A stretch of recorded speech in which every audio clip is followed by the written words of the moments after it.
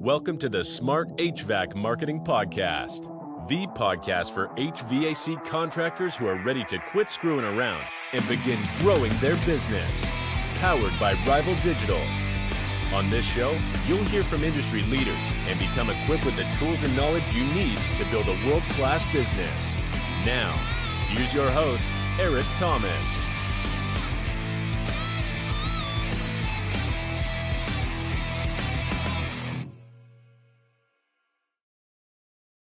Hello again, everybody. Welcome back to another episode of the Smart HVAC Marketing Podcast. My name is Eric Thomas. I'm the host of the show. We're coming to you today from my spare bedroom because if you're listening to this today, then it's Tuesday before Thanksgiving. So as you know, turkey cooking time is upon us, and I currently have a turkey in the oven, so couldn't really leave the house today. So we're recording it in the home, but as long as I've got a microphone and a good guest, then I can record anywhere. Isn't that right, Josh? That's absolutely right. And I'm in my spare bedroom, so this is synergistic. Yeah, love it.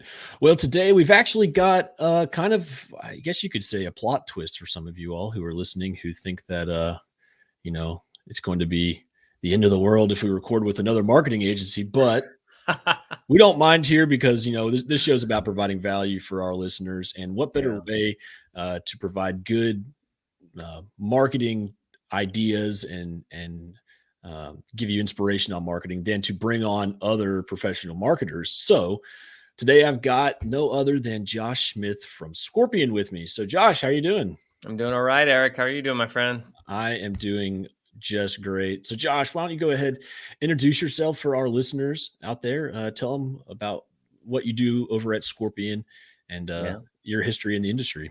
Absolutely. Well, for those who I have not seen or have not seen my face before, my name is Josh Smith. I am the Vice President of Marketing for the Home Services Division, specifically over at Scorpion. So if you're not familiar with the logo, there it is right there. I've been at Scorpion for, coming up on 9 years. And I've been all over the space. I started off as a marketing manager, ultimately running a lot of the marketing accounts for our clients. And then when we ultimately verticalized, I was put in charge of running the home services team. And we've seen some great things happen there. And we've worked with some amazing contractors. I also run the podcast that's sponsored by Scorpion, which is the Sharpest Tool podcast. So no stranger to the microphone. Looking forward to sharing some of the whatever knowledge I can share to help ultimately further. And I love that you do that too, by the way, Eric, not shying away from conversating with other marketing companies and other people who maybe a lot of people in the industry perceive as competitors. I think it's such a missed opportunity to really elevate the trades as a whole. And just recognizing that we all are here ultimately serving a bigger purpose than just ourselves as a marketing company. And it's ultimately serving everybody who's listening here, which is, at the end of the day, that's what we want. We want the trades to be elevated as an industry. So, yeah, I'm not sure where this quote came from, but it's been kind of on my mind lately. It's a rising tide raises all ships, or raises all boats, pretty much. I heard that recently when I was talking to another agency at a conference, and they were like, "You should bring agencies on your podcast." And I was like, "Whoa, why would I do that? Like, we're an agency." And they're like, "Nah, don't worry about it. Like, it'll be fine." So I was like, you know what, let's do it. So yeah, we've got, I'm excited to have you on today. And we've actually got a few other agencies lined up in the future. So stay tuned for that. And Josh, it sounds like, since you've been at Scorpion so long and you've been with them since they verticalized into the home services space, what have been some of the biggest changes that you've seen since, I guess, getting started in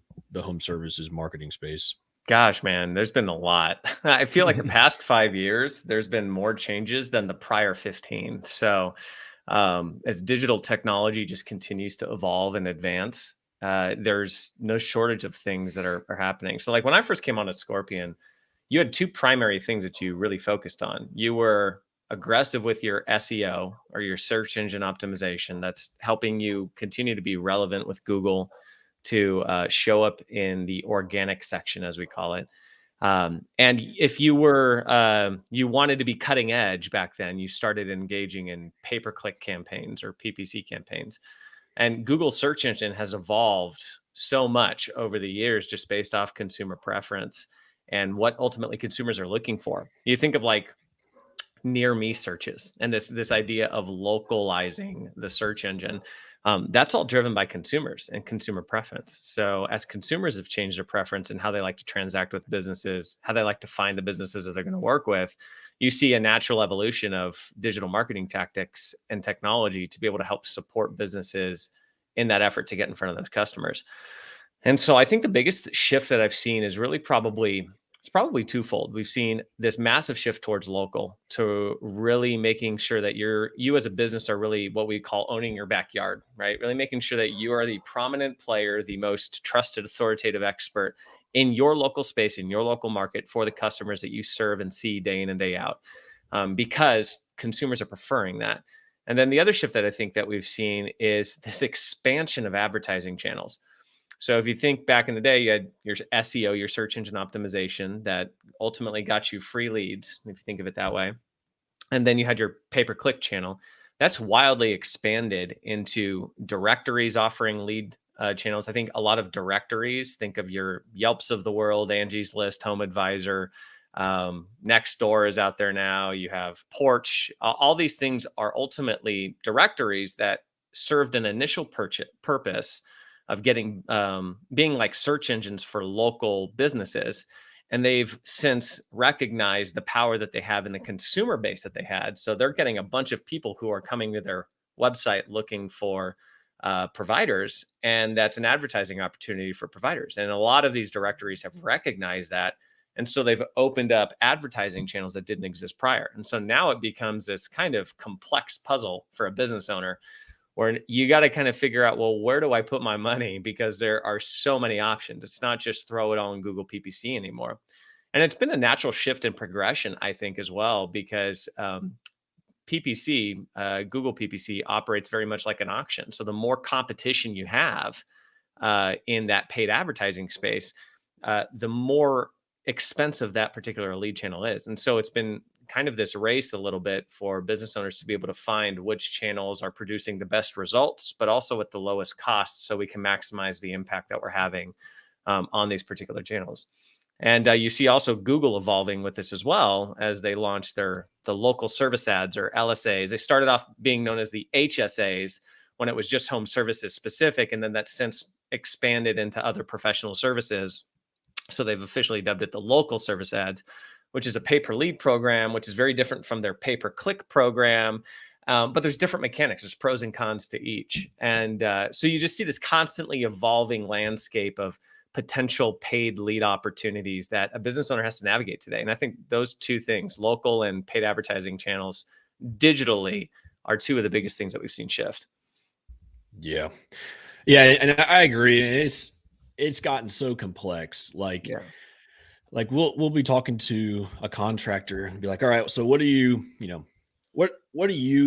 wanting to do in regards to lead generation? Like, what is your idea of the best way to generate leads? And they'll say, well, I want to do SEO, and I want to do PPC, and I want to do LSA ads, and I want to do, this and that, and, maybe some Home Advisor too. It's like, great. How are we going to do that? How are we going to afford that? What's your budget looking like? Because that's a lot of stuff, and they're all, especially if you're in an area like Dallas, Los Angeles, Cincinnati, Miami, Phoenix, my favorite one, Las Vegas. You go to these markets where if you hit Google ads with a $1,500 budget, you're going to get eaten up and spit out. And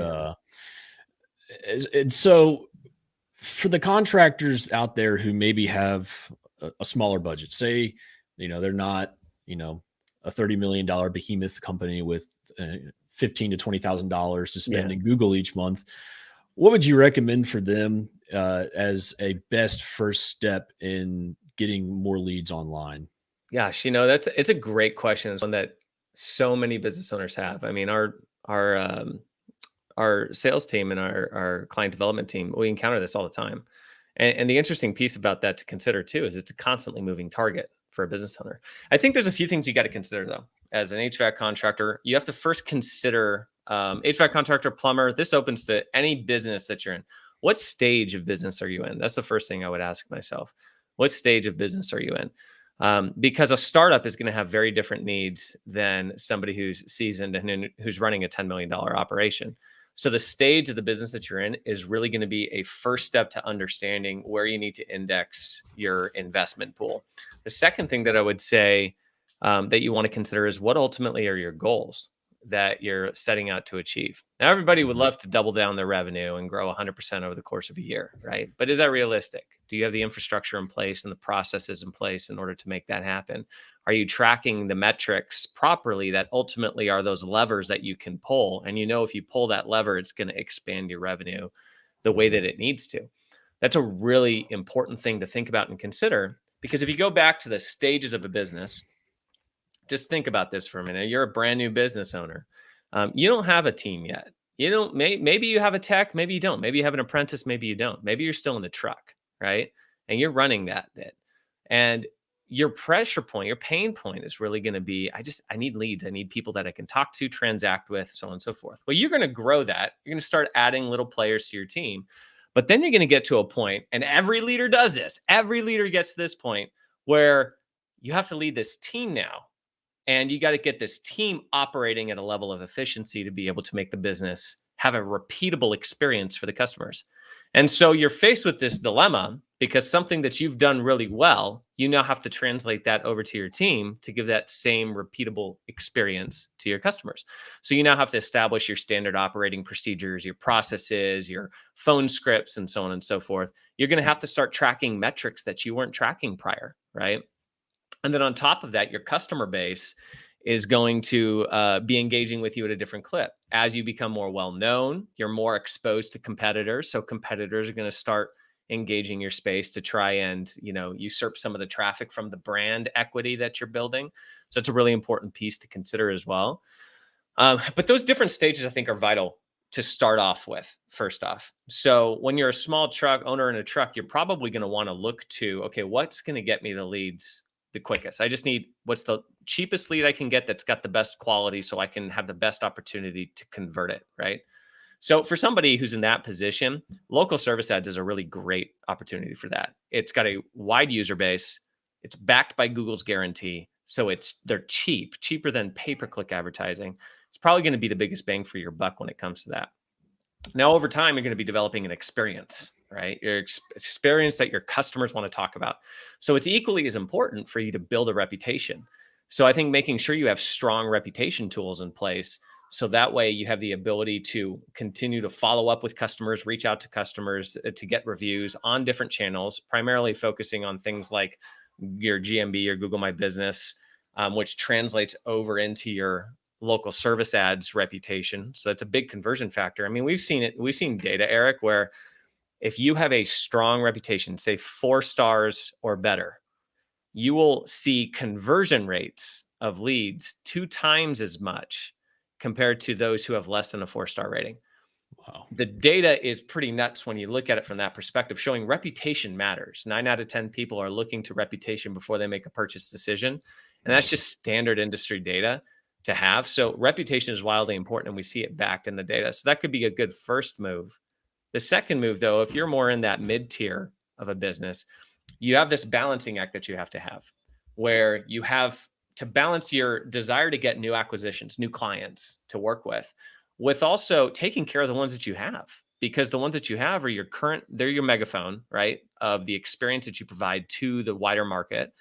On top of that, they're the ones that also you already have a relationship with, and they're going to have future needs and future opportunities. So making sure you have tools in place to bring in repeat business, which will lead to referrals, that's going to be a good thing to focus on as well. So making sure you're balancing your budget and things like LSAs, paid search advertising, but also email marketing and potentially postcards. Make sure you're continuing to expose yourself to the customers you're already working with.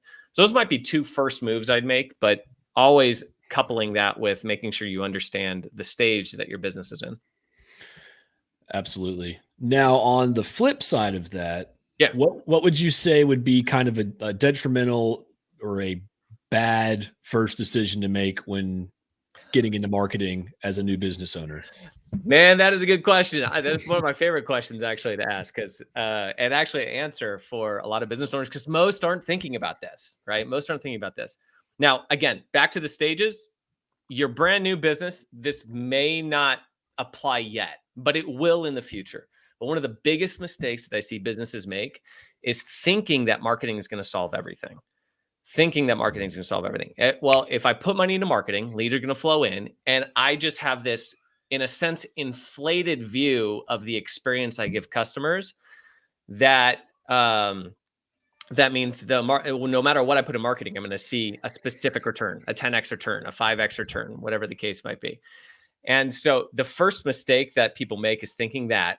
And what they often don't have is they don't have strong tracking metrics in place to be able to understand what happens after that phone call gets placed. It's important to have good phone calls. It's important to have the right, the right balance of like the quality of the call and also the volume of the calls, right? So that's one thing. That's a marketing piece. But once that piece gets handled, that phone call's in, what's happening on the phone? I've seen businesses who think that everything's bundled up and packaged well, but their CSRs are turning away high quality leads for one reason or another. Maybe the CSR is disengaged. Maybe they don't really understand the booking flow. Maybe they are just lazy. Who knows? Yeah. But I've seen it happen, and business owners are often shocked because they think they have a really buttoned up process, but they haven't taken the time to assess the data and look at the metrics of what's actually happening. So, and when you start looking at it, those are those levers that you can pull that make your marketing that much more impactful. Because if you have a CSR conversion rate that's averaging about 30 to 40%, just imagine if you had a buttoned up script and a dialed in process that allowed those CSRs to convert at 60 to 70%. You don't have to spend a dime more in marketing to dramatically improve the chances of you increasing your bottom line revenue. So I think one of the biggest mistakes I see people make is thinking that marketing is going to solve everything and ignoring putting proper data metrics in place to be able to understand that there are really 3 points of conversion: taking that click and turning it into a call, taking that call and turning it into appointment, and taking that appointment and ultimately turning it into revenue. Yeah. Yeah. That's a great way to look at it. And it seems as if a lot of not just contractors, but business owners in general, if their marketing, their marketing could be working and it could be, fabulous. But like you said, the CSRs could be dropping the ball saying that they're unbookable appointments, even though they're not. It could be, a variety of things. But it seems though that whenever it doesn't, these other things, these other levers aren't, operating correctly, it falls back onto, well, my marketing sucks. It's not working. Yeah. And so how do you advise business owners to identify these pain points or like to say it is a CSR issue? Like how would you go about identifying this? Yeah. I think, this is such a tough one, Eric. I'm curious to hear your thoughts too on how you guys have dealt with this too, because so many business owners have been burned in the past. Right. And to be fair, there's a lot of players in our industry. I'm not to name names or anything, but there's a lot of players in our industry that they're not taking that next step of really removing some of that pressure from a business owner. And that's turned into a poor experience because it manifests itself in things like, well, my marketing company is taking credit for things that they shouldn't be taking credit for. And that's just, it's never the goal of a marketing company to try and take credit for something they're not taking, they shouldn't be taking credit for. And I think one of the best approaches that you can have is just really taking a step back and looking at the thing holistically. And that's a stronger challenge because in order to do that as a marketing company, you have to intimately know your business owners that you're working with. You got to intimately know their business structure, how their operation works, so you can properly put light into these different areas. And that comes with needing a strong relationship with the owner of the business. And I know this gets challenging with bigger operations. Sometimes the owner's a bit more removed. They just are more passive owners and they have people in place that they want to really empower to run this. But that openness and that honesty in terms of sharing data between your marketing company and the data that you have internally, having an openness, a conversation of just setting the stage too, of like, we're going to have these tough conversations because sometimes, not all the time, but sometimes there are other things at play that are making it appear like marketing isn't working, but there's other things that we can do to help improve the operation as a whole, which is going to help improve the bottom line. This is what coaching groups exist for. Groups like Nexstar, SGI, Service Nation. These companies work with business owners to make sure they have all the proper steps in place to ultimately turn money into revenue. Everybody often looks at marketing and thinks like, well, if I pour money in, I should automatically get a 10x return. No question. It's like you're dealing with, first of all, consumers, and a marketing company in some sense is like a middleman. We're trying to ultimate objective of marketing is to get a business in front of the right customer at the right place at the right time with the right message. That's going to give them the highest possibility of getting a phone call. But that phone call doesn't mean like that phone call's there and all of a sudden somebody's literally picking up the phone to pay you money. Yeah. There is still an experience that you have to provide. And if you're not constantly working to innovate that experience, understanding from a business, if you now get into the business owner mindset of an HVAC company, somebody who's running an HVAC company, if you as an owner don't intimately know the needs and the dynamics of your customers and what their preferences are, how they prefer to communicate with you, how they prefer to do business with you, how they prefer to search online. These are all things that you really need to understand so you can continuously iterate and maximize the experience that you're providing your customers. Yeah. But I'm curious from your perspective, Eric, how have you seen that play out? Yeah. So one thing is call tracking is a huge thing for us. It's just like, if they don't already have it in place, something like CallRail or just something simple that we can implement on our end, because CallRail is relatively inexpensive for us to set up and for anyone to set up really. And if we get, the leads have been really bad. Well, okay, let's go listen to these phone calls and find out, oh, that lead wasn't bad. The CSR didn't answer the phone, or they didn't ask these questions, which, immediately unfortunately can turn into a finger pointing contest, but it helps be able to find out like, okay, what's actually happening? Are the leads really bad? Okay. Yeah. Those leads were bogus. Let's change, this ad copy. Let's change this targeting. Let's change something here. Another thing that I've done in the past is I'll be a secret shopper and I'll go on the website and I'll fill out a contact form, fill out the chat widget, call the office, and I'll see what the experience is like for me. And especially with like contact forms and chats, because like if you call, then like they answer, then you're like, oh crap, it's me. But like, so one time we had a client who they were saying, oh, the marketing's not working for us. And I'm like, dang, that's crazy. Let me see what this experience is like from a consumer side. So I went on there and was like, my water heater is ruptured. I need an estimate for a new one. And it took 9 days for someone from the company to respond back. And I took that and I was like, cause I had this close relationship with the owner of the business. I was able to say, look, it took your company 9 days to reach back out to me. And I told him my water heater was ruptured.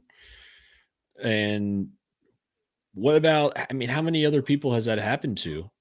Well, then they were like, oh crap. So then they looked into some solutions for, speed to lead, stuff like, automated responses to contact forms and chats and all that stuff that can kind of help be some form of automated middleman. Yeah. And they turned around and grew 40% that same year. No additional marketing spend, but just by fixing the booking and dispatch process. 100%. You hit on something really interesting. Two things. First off, the same thing, relationship with the owner. Like that relationship is so key, and there has to be a level of trust. Like if you're constantly waiting for your marketing team to screw up, it's like, look, everybody's human here. Marketing companies are human too, and there's going to be little things that people screw up with. But overall, if there's this overarching trust that you have, even implicit, you got to start with that. If you naturally distrust anybody you work with, you're always going to find something that's going to get you upset. But if you can find a relationship, some of the best relationships that we've worked with where companies are hitting revenue record-breaking numbers over the years, those are built on going through some struggle points, like we're working together through any distrust that exists there to get to the point where you have such a strong relationship that you trust your marketing company to point things out, And the marketing company can trust you to go execute on things to make changes internally where there need to be changes. And that's the only way that relationship is the only way you're going to make that. Second thing you hit on that I thought was interesting is the technology piece. We're in a technology era. There are so many technology aspects out there that can really help maximize the impact that your marketing is having with the business and the impact that your experience is having. I think it's really important to find technology partners, whether it's the same company as your marketing company or other technology partners, to really help with this. Tracking is important. Can't get around that. You need to have tracking. Having strong conversations to make sure we're exposing some of these areas, not in a negative way, but just like, hey, let's picture what the impact could be if we actually take action here. Now, on the flip side, it's being honest with ourselves as marketers, right, Eric? Where it's like, if there's something wrong on our end, we got to take a look at that. But that also comes with getting with a seasoned marketing company, one that is specialized and focused, because when you're with a seasoned marketing company, they've gone through the paces with thousands of clients to ultimately figure out how to produce the best quality leads. Not to say you won't get some in that are not the best quality, but overall, the vast majority of the leads that are delivered are going to be high quality. So I think those are really important pieces that you pull out. Yeah, no, absolutely. The technology portion of that all is it's always interesting to me, because there are so many different tools out there for everything. And, you've got stuff you could do yourself like Zapier, and you've got stuff that integrates with your Service Titan and stuff that integrates with House Call Pro and all these different ways to automate things. And people seem to sometimes overcomplicate the technology portion of it.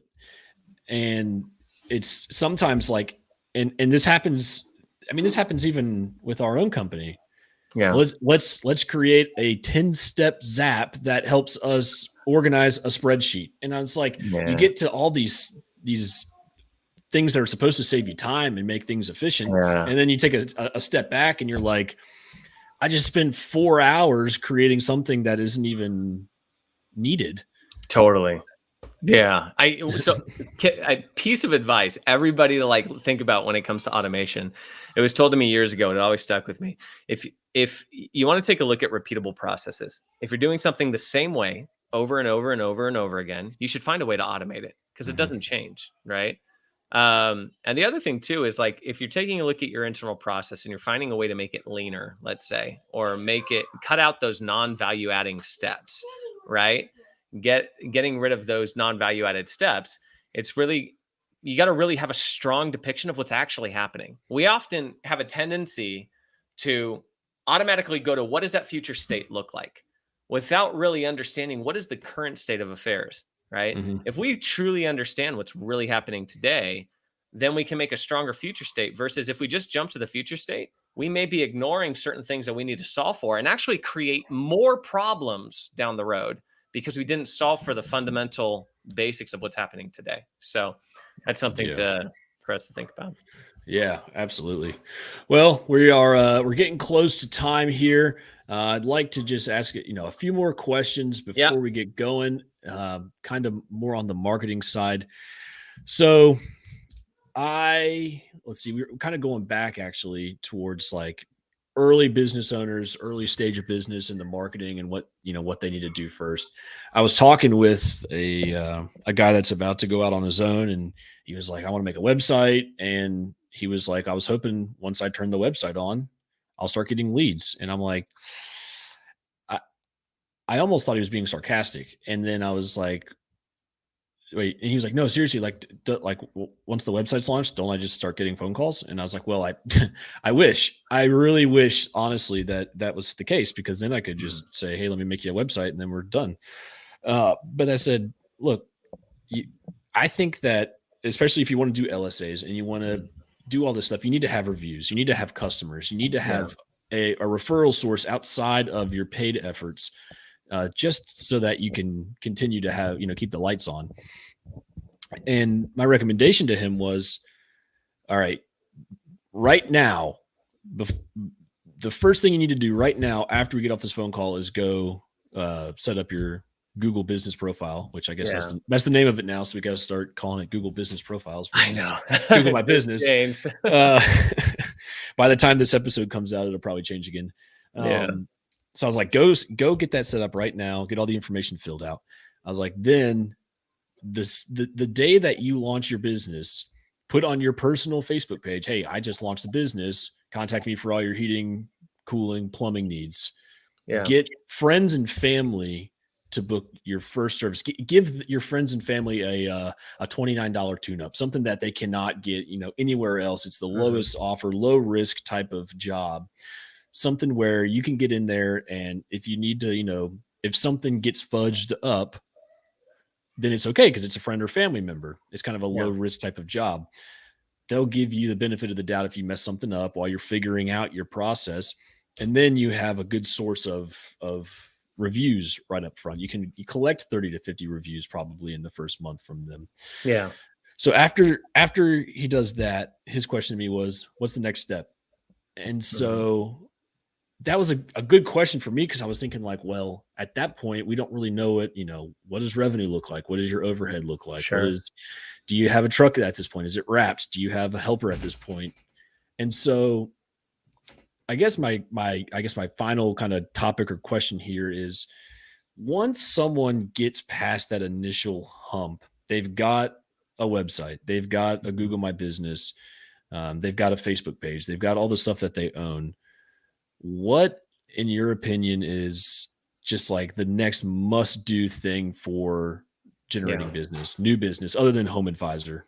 Sure. Yeah. So I would say it's twofold. The first thing is if you have money to be able to invest in some low-cost lead channels, give it a shot, right? And again, going back to what I said earlier, like priority of those, I think LSAs is a great opportunity to like index into.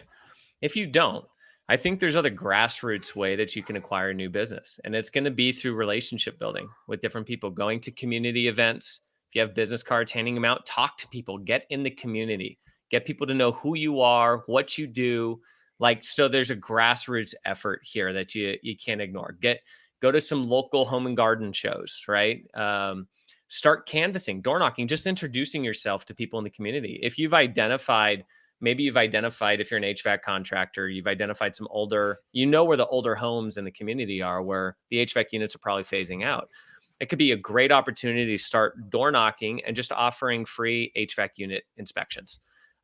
So think about things like that are small lifts on your end, but they can have a big impact to get you in the home. One of the biggest challenges for a business owner is to get in the house. A lot of business owners are really good once they're in the house and they can share their expertise. You're building relationships. Like home services is a relationship-oriented business. And so you have to find ways to put yourself into a space where you're building relationships with people in the community. You provide a good experience here and get a good review. It turns into something. You start running, hey, refer a friend to me and you get, $50 off your next service or whatever it is. Little things like that. Start thinking in one step at a time, just taking care of one customer at a time. It can be so overwhelming. Think about, how do I get to that 100th customer? Start with one. Go to one first, then go to the next one and go to the next one. And every time you go to a house, one of the things that a lot of successful business owners will do is every house, especially in the beginning, that you go to, where you're doing a job, after the job, go door knock 5 to the right, 5 to the left. Introduce yourself, hand out a business card. Hey, I just did some work for Jane down the road. I just want to introduce myself to the community. I'm a right? These grassroots efforts go a long way. And they allow you to have some face time to build some personal connection with customers. I think that's probably one of the cleanest ways to go about acquiring new business without spending tons of money. It's just time at that point. Yeah, absolutely. Yeah, I think that is a great idea. I mean, putting even a yard sign up in someone's yard and asking them, okay, can I put a yard sign in your yard when I'm finished here? Because there is, there's a lot of keeping up with the Joneses just in all that stuff. And you put a yard sign up in someone's yard. And I know this because this happened at our house. We put a yard sign out after we got our system replaced. And probably for the next 2 months, maybe once a week, I would see there was a company here installing a system for someone else, because Yeah, people see it and they start thinking about it and they're like, oh, totally. they got it. Yeah. So cool. Well, Josh, is there anything that you think I might have missed that you wanted to hit on, or you think that we could talk about for our listeners? Oh man, there's so much you could dive into. Yeah, if questions spawn from this, like drop them in the comments where everybody's watching. There's a great opportunity for Eric to engage with them too. Yeah, aside from that, I think those are the biggest things, man. It's really going to be getting FaceTime with the customers, and as you continue to evolve the business, finding strong technology and marketing partners to help you guide you along the way. Because for a lot of business owners, marketing is not second nature to them. And so you really need to leverage and index yourself into having strong relationships with marketing and technology providers that have the ability to help guide you, and lift a hand in that. And I think there's a lot of power that comes from that, to be able to leverage the expertise of others. So yeah, absolutely. Well, Josh, I appreciate you taking some time out of your day to join me on the podcast. And for all of our listeners out there, I hope you have a incredibly safe and blessed Thanksgiving. It's probably Tuesday when you're listening to this, so you're a couple days away. So hopefully you're able to step away from the office or from the job site or wherever you're at, step away for a day or so and spend some quality time with the friends and family, and eat some good food and watch some football. So Josh, thanks again for joining me. of course, Eric, thanks for having me, man. It's a pleasure. Absolutely. All right. Take care.